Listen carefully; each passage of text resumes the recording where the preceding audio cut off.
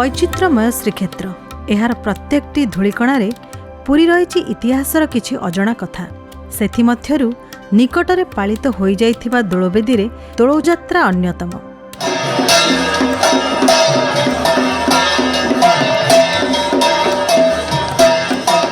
मादला पांजीरु जना जाए जे पूर्वे श्री विग्रह मानकु दोलमंडप साहि स्थित दोलवेदी को विजय करी दोल उत्सव अनुष्ठित हेउथिला। 1230 ख्रीष्टाब्दरे अनंग भीमदेव श्रीमंदिर निर्माण संपन्न करी नवनिर्मित रत्नसिंहासन रे श्रीजीव मानंकु प्रतिष्ठा कराइथिले।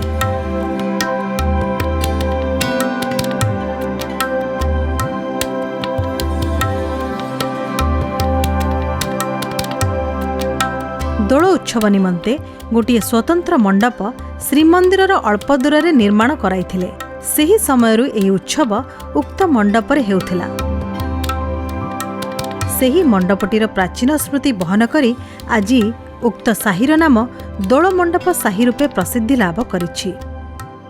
1482 शताब्दरे गौड़िया गोविंद देवଙ୍କ शासन काल रे जगन्नाथ महाप्रभु दोलवेदी को विजय करुथिले।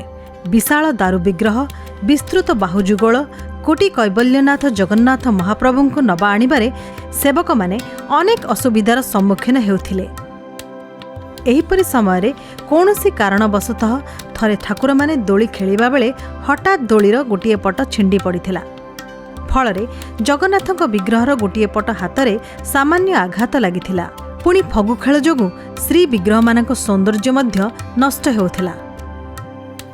एसबुक दृष्टि रखी से दुर्घटना परठारु गौड़िया गोविंद देव श्री जगन्नाथଙ୍କ प्रतिनिधि स्वरूप अष्टधातुरे तैयारी श्री दोलगोविंद विग्रह को दोल मंडप को नेबा विधि प्रचलन कराइथिले।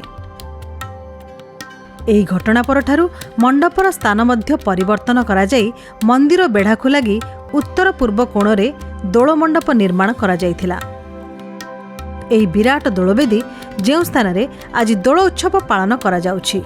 असंख्य भक्त दोलवेदी रे दोलंच दोल गोविंद को दर्शन करी कृतार्थ हेउछंती। आम धर्म, संस्कृति और परंपरा विषय अधिक जानिबा को देखंतु भक्ति ओडिशा आध्यात्मिकतार अनुभव।